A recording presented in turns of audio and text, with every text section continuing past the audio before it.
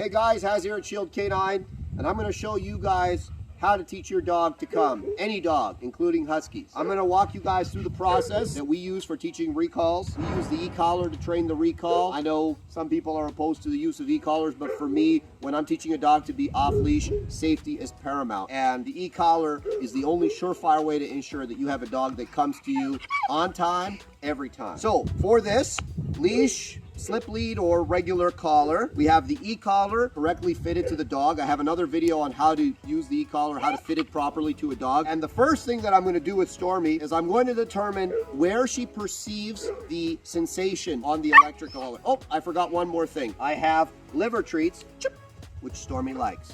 Okay, so that's also important to the process. What I'm looking for is an acknowledgement.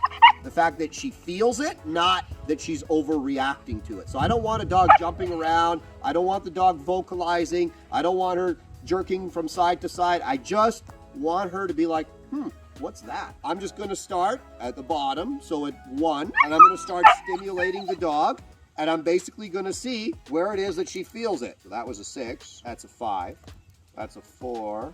So you see that 4? She kind of perceives it, but she is ignoring it. I'm going to use 4 with her. What I'm going to do now is I'm just going to let her go. I'm going to collar and continuously tap the e-collar until the dog turns. So if I'm your dog, if you want Haz to come, you're going to start tapping the e-collar. Tap, tap, tap, tap. And you're going to say, Haz, come. And you're going to keep tapping until I do this.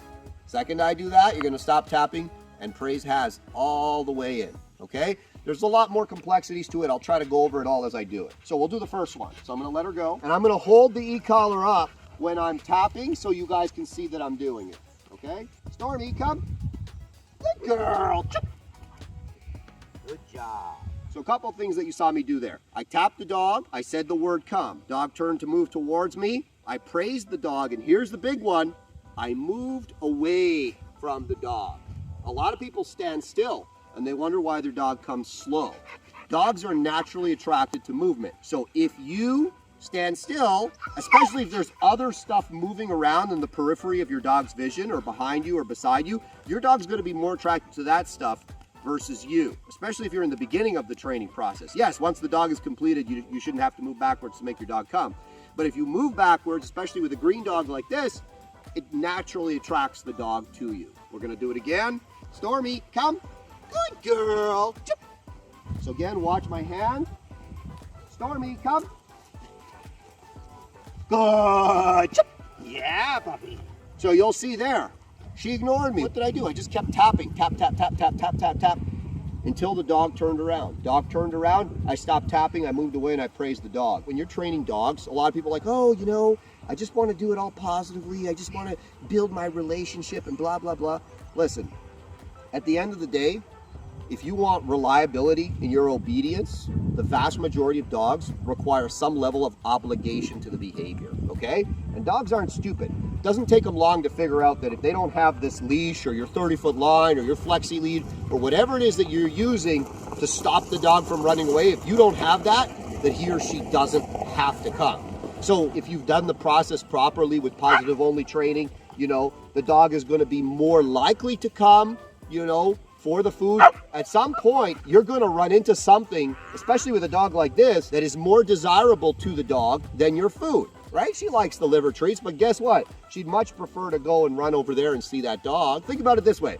Your kids know what you want, and half the time they still don't do it, okay? Dogs are much more instinctual than kids, and, you know, oftentimes have less of a desire to please you. So keep that in mind. All we're doing here is we're conditioning the dog to the sensation. The goal is to just get her used to that weird sensation and show her that the correct response to that sensation is to turn around and move towards me. All right, so let's go over it again. Stormy, come. That's a good girl. Huskies, in my experience, tend to be pretty sensitive dogs, okay? So they tend to feel the e-collar lower, which is good. It gives us the ability to reach them at lower levels. Right now, it's just an annoyance, a very mild annoyance. I don't want it above that. So let's say you're training and you do the tap tap and the dog like overreacts, like jumps or yelps. Finish your recall like nothing happened and then adjust your level down. You want the level at the bare minimum just enough that the dog perceives it. Now, if you have a dog who's not food motivated, like you can see Stormy has very mediocre food drive. She's not gonna die for the food by any stretch of the imagination, and she's not gonna go out of her way for it. You can see I marked, and then she kind of just went off to smell the ground. Because right now, for her, smelling the ground is more important than eating, okay? There are certain things you can do to escalate the food drive in a dog. It's really not that important. At the end of the day, the most important part of recall training is teaching the dog that, well, coming is good and desirable and positive. Not coming is also undesirable. So this is the beginning of that process. Now, the other big mistake a lot of people make is they go, come, come, come, come, come, come, come. The whole time the dog's coming or not coming. If I say come and she doesn't come, I'll be, come, come, come. A lot of people do that. That's a stupid thing to do. You're basically teaching the dog to ignore the first command. The only time I repeat the command is when the dog fails. Stormy, come. Good girl. Chip. Come. So right there, she put her nose down. I'm tapping right now. Tap, tap, tap. Good. I said chip. She put her nose down and left. Instead of running over to her and trying to shove the food in her mouth, I moved away from her and tapped her again. And the second she looked at me and moved towards me, gave me those eyes, gave me those ears, I immediately praised the dog. The middle of the process is a different thing altogether. She needs probably about a week of this to properly acclimate her to the sensation of the e-collar. Once she's there, we can get to the middle of the process.